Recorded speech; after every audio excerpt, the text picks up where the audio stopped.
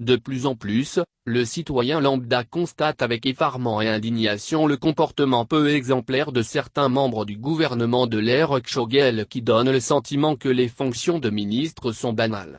La déchéance de l'État dont on parle assez souvent et de laquelle découlent tous les maux dont souffre aujourd'hui le Mali, est aussi le résultat du manque d'exemplarité de la part de ceux et celles qui incarnent l'autorité de l'État. Il urge de trouver rapidement des solutions à cette situation. Le coup de gueule d'un procureur de la République sur la présence d'un ministre d'État dans la rue aux côtés de manifestants qui exprimaient leur colère contre l'interpellation par la gendarmerie de 2 imams, est assez anecdotique de la situation de déchéance au sommet de l'État due au mauvais comportement de certains cadres.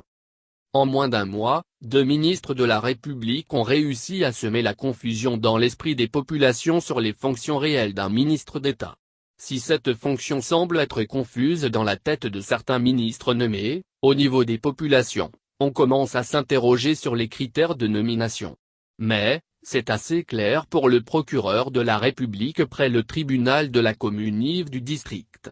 Morceau choisi, quand on porte l'écharpe de ministre, il y a des comportements qui ne vous sied plus. Comme se retrouver par exemple dans la rue manifestant contre une simple interpellation policière. NDRL. C'est ce qui arrive quand vous partez prendre des gens dans la rue, pour les nommer ministres. Il y a des gens qui ne savent même pas c'est quoi être ministre. Avant le ministre délégué auprès du ministre de la Santé et du Développement social, chargé de l'action humanitaire, de la solidarité, des réfugiés et des déplacés dont la présence dans la rue aux côtés de manifestants contre une interpellation policière a suscité une grande incompréhension dans l'opinion nationale. C'était au ministre du Culte et des Affaires religieuses de choquer les valeurs laïques de la République en déclarant que le Mali était un pays islamique et qu'aucune loi, aucune décision qui ne va pas en droite ligne avec les principes de l'islam, ne sera prise par son cabinet. 2 attitudes polémiques de ministres qui interpellent le chef de l'exécutif et le président de la transition. La faute est humaine. Mais ne pas tenter de corriger la faute, est impardonnable. À défaut de relever de leurs fonctions les ministres coupables de telles dérives, le premier Kshogel Kokala Maïga devrait œuvrer à ce que de telles dérives ne se reproduisent. Pour cet ancien travailleur de l'État, à la retraite, le Premier ministre doit initier des séminaires gouvernementaux qui sont des occasions de remise à niveau des ministres du gouvernement.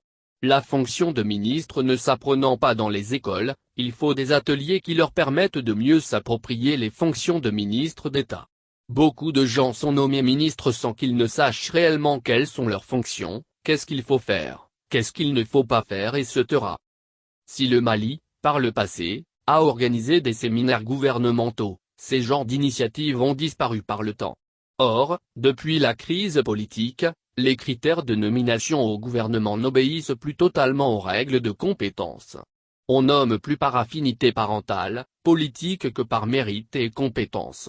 De ce fait, pour corriger quelques lacunes, il s'avère comme une nécessité de former les ministres nommés pour éviter les mauvais comportements préjudiciables à la République et tout entière. L'organisation de séminaires gouvernementaux peut permettre de corriger ces insuffisances. Et qui mieux que le secrétariat du gouvernement pour diriger de tels travaux? Au Premier ministre Kshogel Kokala Maïga de trouver les solutions permettant d'éviter les dérapages au sommet de l'État car la refondation de l'État dont il parle tant se trouve également à ce niveau.